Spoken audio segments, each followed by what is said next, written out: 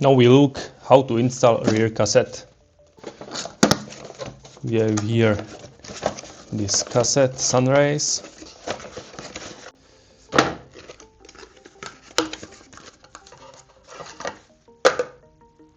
It's for 11 speed. This cassette is for Shimano systems. 1, 2.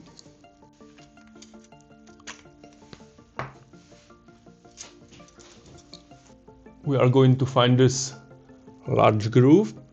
This is the largest. Now we found here a large groove, or this smallest cutout.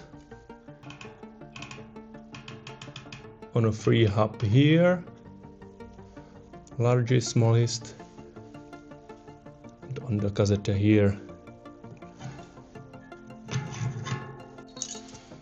And next, here, here.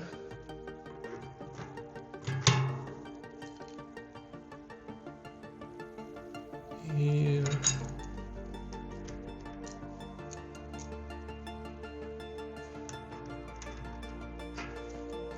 Here.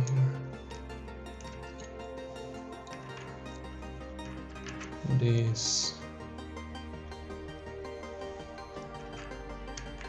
Here. And the last one.